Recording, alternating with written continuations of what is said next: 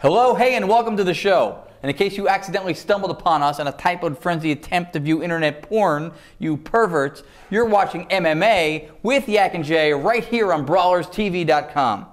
I'm the Yacman Randy Yacovetti. Beside me, the Randy J. How we doing? Good, Randy. Good to have you back at the sports desk here. Thank you. And this week, we're kicking off our show a little bit differently. We're kicking it off with a special MMA with Yac and J financial report. Cha-ching! Now, it seems that Elite XC is in dire need of additional funding, or it will not... we did this already. Okay. Rumor has it that Elite XC will file for... No, we did that too. We've already done that. Okay. This is not... Okay, we've not done this, and this has got nothing to do with Elite XC. In the wake of the International Fight League also ceasing to do business, like Elite XC, the U.S. Bankruptcy Court for the Southern District of New York authorized the former IFL to sell off its assets, which include the league's video and image library. The eventual price tag? Get this, $650,000. A lot to ask at a time when the U.S. economy is, well, pretty much in the But as so many of us know, some of the most brilliant minds are most comfortable and do their best thinking right there in the And so the bidding would commence with one of our generation's most brilliant businessmen putting in the winning bid. You know, I'm told that's actually how his bathroom floor looks. Yeah. Oh, and a funny thing about Cuban buying and seizing all the IFL assets, and it's not a big deal or anything, but he was the only bidder. And for more interesting bids being placed on things no one else cares to bid on, be sure to log on to www.justmebay.com. Randy? Thanks, Yak, man.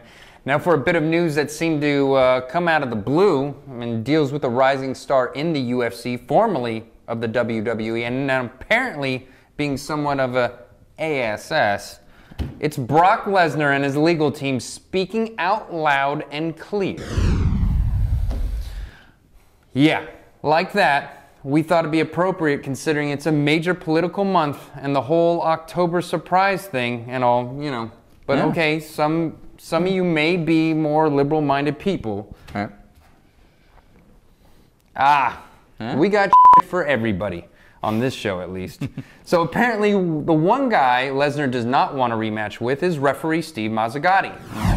Turns out Brock and company feel that Mr. Mazzagatti may have been instrumental in his loss to one Frank Mir in his UFC debut. As you may recall, Mazzagatti stopped Lesnar's ground and pound when he says he witnessed a few blows to the back of Mir's head. Then, as we all know, Steve Mazzagatti somehow managed to get Brock in an ankle lock and then handed control over to Mir, and bam, the more experienced black belt in jiu-jitsu pulls out a win against the rookie. Huh? Oh, say it isn't so, Papa. So far, Mazzagatti involvement in the main event between Lesnar and Couture has yet to be ruled out. More as we hear it. Ron? Yeah, hopefully we do hear it. And a great thing to see how that folds out.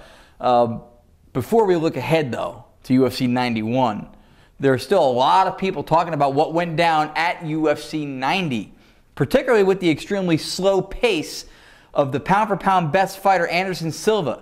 Silva seemed to be fighting at such a slow pace that would have had him warmed up and ready to finish by about UFC 94. And it turns out the joke may not stray too far from the truth, as Anderson Silva has already made it known that he wants to fight on UFC 91's card following his last appearance against Patrick Cote by less than a month. More on that, hopefully, as we get it. And lastly, to close out the news, it has been announced that Matt Riddle had to pull out of the fight on UFC 91 against Ryan Thomas due to a serious knee injury. But the good news is that another Tough 7 cast member, Matt Brown, will be stepping in to take Riddle's place. So we'll see, and yes, I'll watch too what Brown can do for you. FC. This has been MMA with Yac and J on BrawlersTV.com. That's right, we admit it.